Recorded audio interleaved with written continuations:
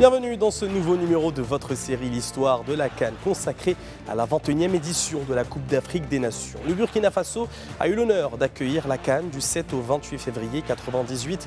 Avant d'entrer dans les détails de la phase finale, il convient de rappeler les qualifications, en particulier le Maroc qui a réussi à se qualifier pour la phase finale après avoir été absent des éditions 94 et 96. Le Nigeria, de son côté, a été exclu de la compétition continentale en raison de son retrait de la Coupe d'Afrique des Nations 96.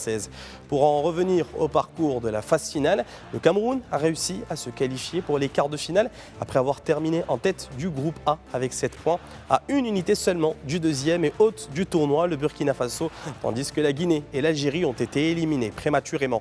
Dans le groupe B, la Tunisie s'est qualifiée en tête avec 6 points, devançant la République démocratique du Congo à la différence de but, tandis que le Ghana s'est contenté de la 3e place et le Togo de la dernière. Dans le groupe C, la Côte d'Ivoire s'est qualifiée en tête, suivi du tenant du titre, l'Afrique du Sud, tandis que l'Angola et la Namibie sont sortis par la petite porte.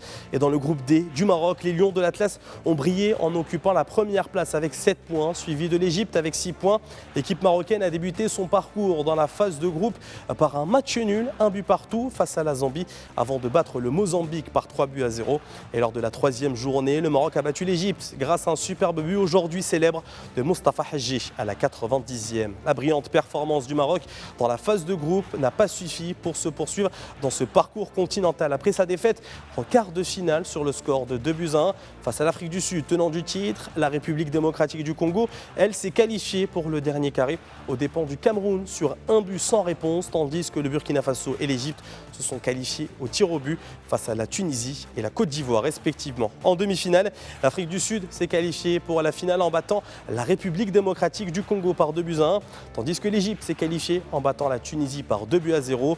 La petite finale passionnante et palpitante avec un score de 4 buts partout à la fin du temps réglementaire et des prolongations entre la République démocratique du Congo et le Burkina Faso avant que les tirs au but ne donnent l'avantage aux Léopards avec un score de 4-1 au pénalty. Le 28 février, le stade du 4 août de Ouagadougou a accueilli la finale entre l'Égypte et l'Afrique du Sud. Les Pharaons l'ont emporté 2-0, remportant ainsi leur 4e titre continental dans leur histoire. Le classement des meilleurs buteurs est dominé par l'Égyptien Hossein Hassan, à égalité avec le Sud-Africain Benny McCarthy avec 7 réalisations chacun. L'attaquant des Bafana Bafana a également remporté le titre de meilleur joueur du tournoi. L'édition du Burkina Faso étant terminée, il a été décidé d'accorder l'honneur d'accueillir l'édition suivante à un dossier commun entre le Ghana et le Nigeria pour une première dans l'histoire de la compétition. Les détails et les chiffres les plus marquants seront présentés dans le prochain numéro de votre série L'Histoire de la CAN. À bientôt.